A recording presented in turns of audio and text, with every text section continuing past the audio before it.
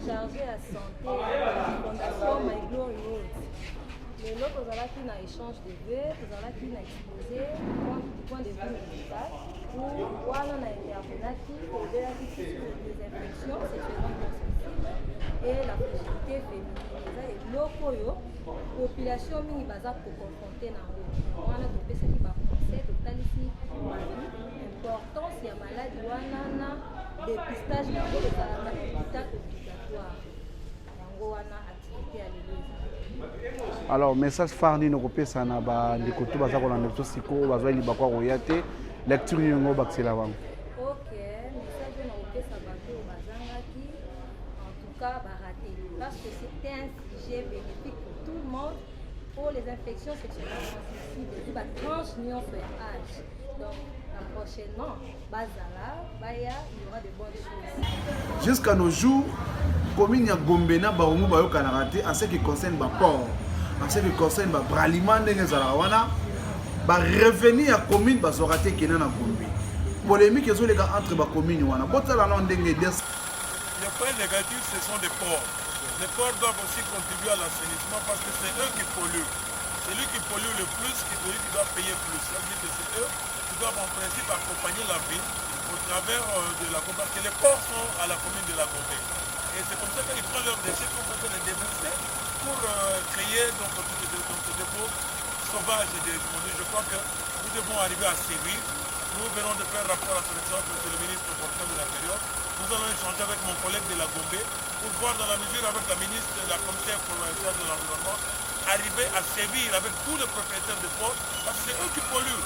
C'est eux qui sont en train de faire la contre-campagne de la vision de Kinshasa sur cette grande terre de Poilu. Regardez même tous ces commerçants-là. Quel est le rapport? Parce que si nous, Barumu, maintenant, sommes en train d'assainir, et ce n'est pas Barumu qui a pollué, c'est tous ces commerçants, c'est tous ces ports qui se trouvent aujourd'hui dans la commune de Gombe. C'est pour nous dire que je crois que c'est un problème de devons travailler dans l'esprit de la transversalité, la synergie pour arriver à répondre régulièrement donc, aux appels de Kimbopeto que veut l'excellence monsieur le président. Où en sommes-nous en ce qui concerne Kimbopeto pour la commune de Barumu? Au Barumu, Kimbopeto, nous sommes très avancés. Chaque année, un projet. L'année passée, c'était la sensibilisation, la vulgarisation des édits et aussi faire accompagner la population. Nous, en 2021, Kimbopeto Barumu, nous avons notre priorité, c'est Kimbopeto Hygiène. Construire beaucoup plus de toilettes publiques, pousser les populations à changer les toilettes au niveau des parcelles et au niveau des environs. Je crois que le gouverneur a donné un grand concept. Dans ce concept-là, il faut savoir disséquer. Barumu, nous, 2021, nous allons continuer avec l'assainissement, mais Barumu, le cheval de bataille de 2021, c'est Kimbopeto Hygiène, construire le maximum des toilettes publiques et arriver à assainir le milieu dans les parcelles. Vous constaterez que beaucoup de parcelles n'ont pas de toilettes qui répondent aux normes urbanistiques. C'est comme ça que nous voulons apporter cette pierre à l'édifice de Kimbopeto en 2021.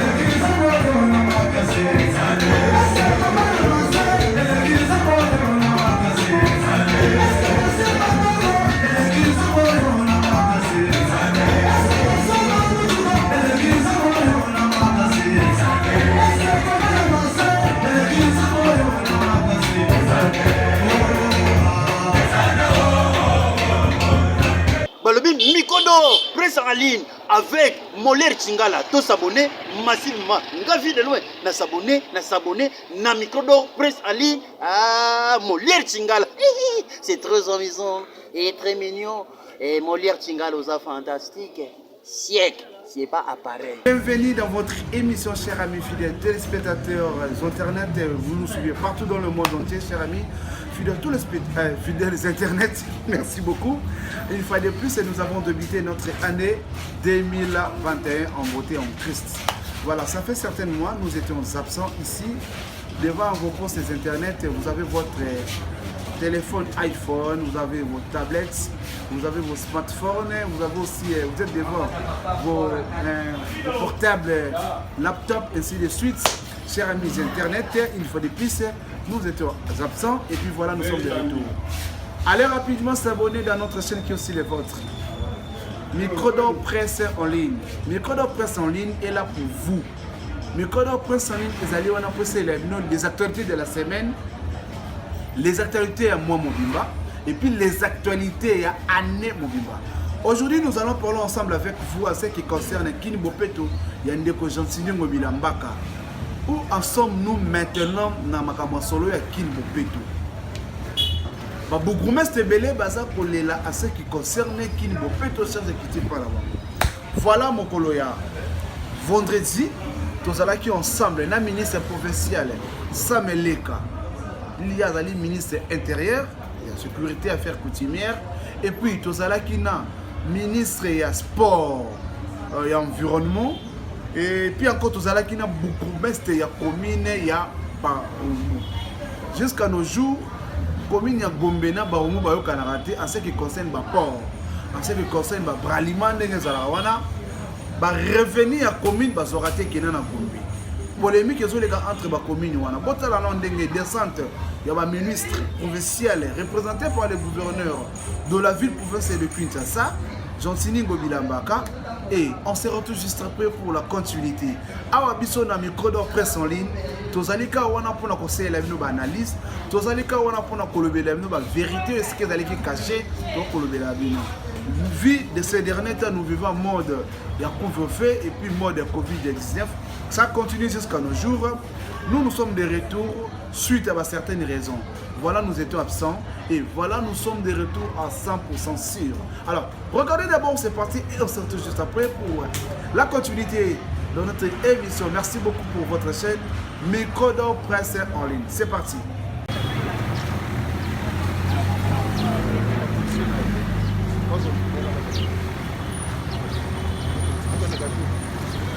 Chic Norris, Chic, ministre Ozo.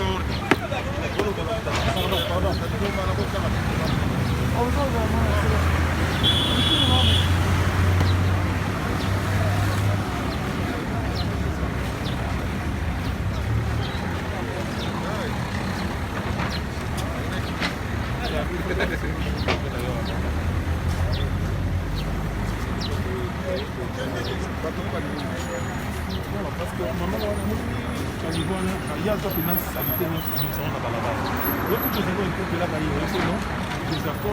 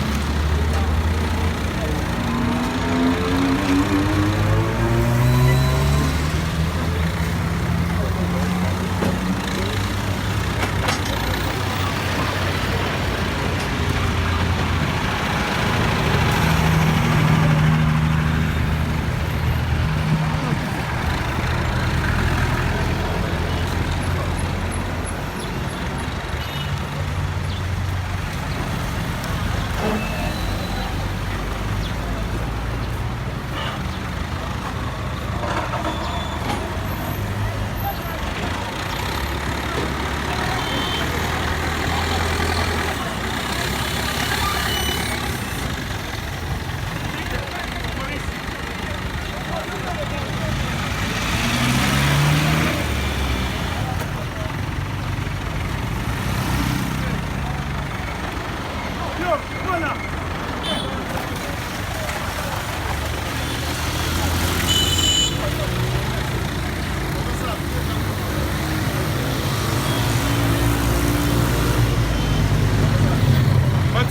Chers amis fidèles internet, une fois de plus, là nous sommes au retour. Vous avez vu le première partie, nous vous avons présenté à ce qui concerne Kine Mopeto. Alors, on a quatre Kine Mopeto, on a tout le bélier, on a comment. Gentili Mobilambaka, qu'est-ce qui se passe en ce qui concerne l'hôtel de ville de Kinshasa? Comprenez bien, nous sommes à Kinshasa, c'est toujours comme ça, dans la ambiance. Et puis ça tombe bien, c'est le week-end. Hein? Week-end est à l'arabe, ici à Kinshasa, nous sommes précisément à Matongue. Voilà, tout ce qu'on a ce qui concerne Otobéni Masolo, il y a Milimo Mabé, Makama Mabé, ce qui se passe dans les policiers. Il y a ville province à Kinshasa, dans Masolo, Otobéni, couvre-feu à partir de 21h. Qu'est-ce qui se passe? Pourquoi, où allons-nous, tous au Kénéwa, puis tous au Lukani? Nous allons quand même ensemble avec vous pour réfléchir à la prochaine numéro. C'est-à-dire, prochain numéro, nous allons parler avec vous. Et puis, Fondation My God. Fondation My God, c'est là qui échange de vœux. C'est là qui samedi 16 janvier 2021. Total, nous ensemble, nous avons 4 pour ça, la Masolo, il y a échange de vœux pour l'année 2021, la clôture de l'année 2020. Mais ça devait ça le 16. Alors, total, comment a été passé? Botala comment j'ai des questions pour les kaki. Botala comment docteur Jenny Nzola Messo, elle a bel et bien vraiment explicité à ce qui concerne le maladie transmissible en rapport sexuel. Comment nous allons nous protéger, ainsi de suite. Mais si vous avez des suggestions, des remarques à nous faire à ce qui concerne toutes nos vidéos, nous allons vous présenter. Donc, nous allons aussi vous insérer pendant cette émission.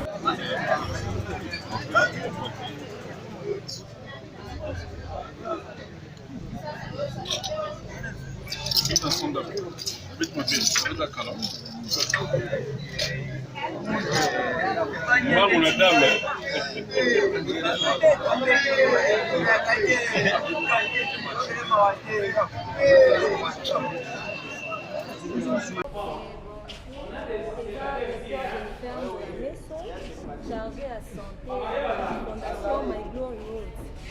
Les lots aux ala qui n'a échange de vœux, aux ala qui n'a exposé du point de vue médical, où on a intervenaki, au delà des infections sexuellement transmissibles et la fragilité féminine.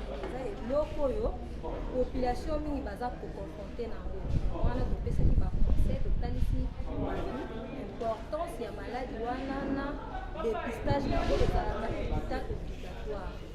Yango wana activité à l'église. Alors, message phare ni nokopé ça na ba ndikoto baza ko na neto siko bazwa libakwa royate lecture yongo baksela bango. OK, message nokopé ça bato bazangaki en tout cas baraté parce que c'était un sujet bénéfique pour tout le monde pour les infections sexuellement transmissibles, ba tranche ni en âge. Donc prochainement, bazala, baya, il y aura de bonnes choses. Nous sommes venus répondre à l'exigence d'assainir les grandes artères et surtout la route principale qui donne vers la Gombe, la sortie de la Gombe. Parce qu'il y a eu beaucoup d'immondices qui se sont campassés le long des ports. C'est pour ça que sur l'instruction de son excellence de l'entrepreneur et de l'appel récent du ministre provincial de l'Intérieur, c'est comme ça qu'on nous trouvait sur le terrain pour arriver à assainir et dégager. Donc c'est difficile pour décourager ceux qui sont en train de vouloir faire des grandes artères de dépôt. Les points négatifs, ce sont des ports. Les ports doivent aussi contribuer à l'assainissement parce que c'est eux qui polluent. Celui qui pollue le plus, celui qui doit payer plus. Ça veut dire que c'est eux qui doivent en principe accompagner la ville au travers de la Gombe. Parce que les ports sont à la commune de la Gombe. Et c'est comme ça qu'ils prennent leurs déchets, qu'on fait les déverser pour créer donc ce dépôt sauvage des immondices. Je crois que nous devons arriver à sévir. Nous venons de faire rapport à son excellence, monsieur le ministre porteur de l'Intérieur. Nous allons échanger avec mon collègue de la Gombe pour voir dans la mesure avec la ministre de la commissaire provinciale de l'environnement arriver à sévir avec tous les propriétaires de ports parce que c'est eux qui polluent. C'est eux qui sont en train de faire la contre-campagne de la vision de Kinshasa sur les 7 grandes artères de poids lourds. Regardez même tous ces commerçants-là. Quel est le rapport? Parce que si nous, Barumu, maintenant, sommes en train d'assainir, ce n'est pas Barumu qui a pollué.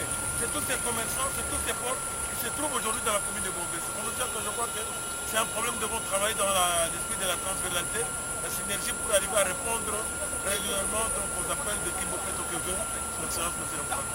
Où en sommes-nous en ce qui concerne Kimbopeto pour la commune de Barumbu? Au Barumbu Kimbopeto, nous sommes très avancés. Chaque année un projet. L'année passée c'était la sensibilisation, la vulgarisation des édits et aussi faire accompagner la population.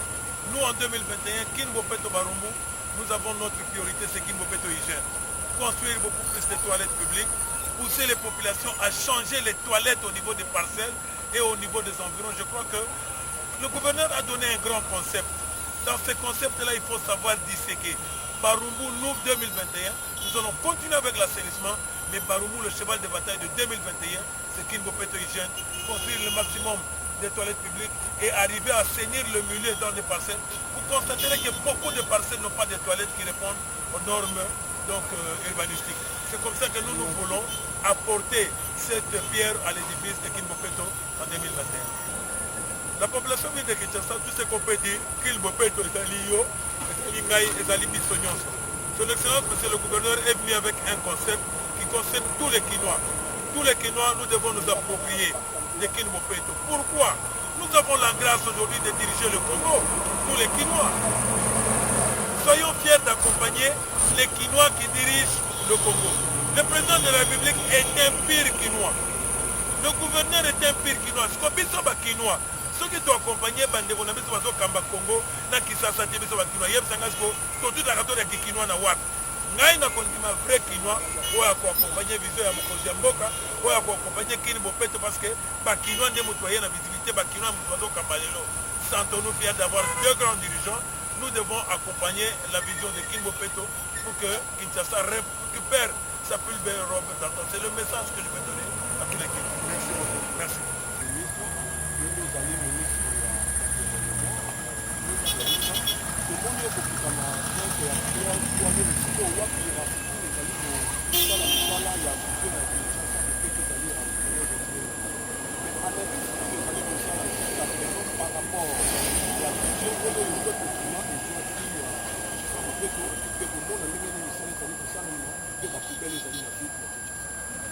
Bon, quand on dit toujours le baga toujours qui terrasse les terrains, on dit que nous avons beaucoup de ya sasa ndi na son excellence le président de Lambaka ndenge apesaki vision na ye ya korendre sasa bope yango wana na bamwa tozopesa basi wameka kozongisa kisasa ezala neti bandobe nango lakana kisasa label malgré badifficulté ezali mais tobi non kokanga maboko te tozokita sur le terrain kolongola babosoto nyonso oyo ezala na kati ya ville na biso mpona koluka kokonene mpe sante ya bato yango wana en tant que mokonzi ya ndenge tolobaka ministre provincial mwa toli mokie na bandeko to bareferent ya foto oyo ao bakatulia mwa basashe mwani po eza mokonzi bakoyoka ye malamu koleka bato yango wana tozoloba po lelo toza sur le terrain totiki biro na biso eza climatise tokiti na terrain po tokabola mwa souffrance wana oyo toza nango biso nyonso na population ide na biso ezozanga oyo tolingi ma peuple kinois akota mokunda ye so nazongi na kati ya bakartier tokotisa vision ke so nakomboli ndako na ngai nakomboli lopango na ngai ipo mpe nabima liboso ya balabala na ngai nakombola yango soki opportunité ezali ke liboso ya balabala na ngai eza na terrasse tozwaka mpe courage chaque jour tokotaka na kati ya baterrasse na kokongola bino na biso okangisi yango olobwaka yango parci parla okei na balie ya badécharge oyo tozocreye parci parla okei obwaki yango kuna eza mpona intérêt ya biso kwa biso mboko eza ya biso lipaya kouta libanda akoya kopopulatio mboko biso komo bakinois totelemela bopeto ya mboka na biso c'est pour notre intérêt yango mpe kopesa culture na bana biso tozobota lelo so bakomona kino parent akombolaka lupango abimi akomboli balabala tokotika culture wana bana biso oyo lelo biso tokobunda yango lelo befort tokosala na mikolo koya tokosala so befort te po culture wana ekota deja esprit ya donc likambo oyo tozobakisa sa bopeto tokosenga na population nyonso ya ville de Kinshasa à s'impliquer davantage, c'est pour notre intérêt, mpona koluka que santé na biso ezala malamu, ville na biso ezongela couleur nango oyo ezala kala banzobenga Kinshasa la paix kandi na oyo bato eza na mobilisu te biso moko. Donc osenga mpe na nde tozali awa na bamama na biso bazoteka na bandeko na biso ya bacommerçant bazala na culture ke mwa bachasse oyo nyonso ezala parci parla oli tobwaka yango parci parla tokangisa yango place moko okomi na pokwa otiango ata na chasse mosusu okoki kobwaka yango na lide de charge ntango koya na ntongo akobanda koteka biloko na yo komboli place oyo ozali mwa basalite oyo peut-être oyo elekani na butu motu mosusu bazwa na mitema mosusu biso oyebi te bakomi kozwa biloko na butu biloko olali bango baye babwaki yango bakei so okuti yango komona yango mabe te yo okota yango kaka ba place ya lide de charge babwaki yango comme ça ezosunga biso biso nyonso mpona santé obi moto asinga racine aka moto ayebi te parce que racine na kati ya biro na ezala na bosoto te bosoto eza bosoto biso toolongola na bandako na biso tobwaka na balabala soki biso surtout tosali ke tobwaka lisu bosoto na balabala te bosoto ezala te bosoto eza produit so tala biloko eza na kati ya terasi eza bidon ya mai oyo omeli eza sache ya mai oyo omeli mais soki ozwi yango otie na kati ya saki oke kobwaka na place approprié bosoto eza na suki. Merci beaucoup. Vous allez dans la racine, laissez-moi te dire première informée. Ma compte à Molière, c'est le frère Panatrice. C'est pour vous donner une petite décision. La gouverneur ou accompagnement. Ngai, naza Zéphirin et Paul Amouna. Naza directeur technique et régie d'assainissement de la Kinshasa. Vision gouverneur est une vision claire pour Kinshasa Bopeto. Les slogan, c'est une philosophie de Lobaka. Foto bana kopetola kubana mentalité na biso ti ba place autovandi on a biso na 2023 to lancer zéro sachet zéro bouteille en plastique na balabala si congolais tout kino tout asalango to kopetola mboka na biso to kopia malaria to kopia typhoïde to kolongola ba dépenses pour eza lié na maladie ya mesana.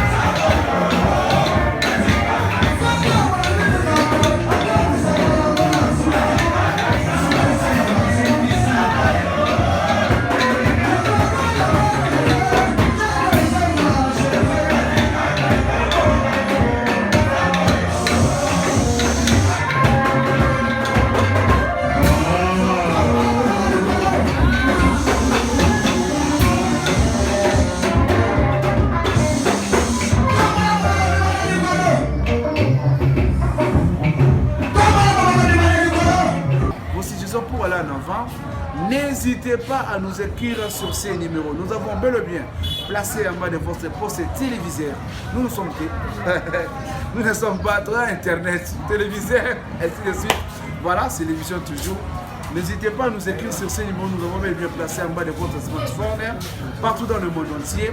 Et voilà, c'est parti. Merci beaucoup, Ponce. Qui commence bien, qui finit bien. Nous vous retrouvons au prochain numéro. Nous sommes des retours. N'oubliez pas à liker, s'abonner massivement, commenter, parler aussi. Appelez. Nous sommes disponibles. Qui commence bien, qui finit bien. Nous vous retrouvons au prochain numéro. Merci. Check.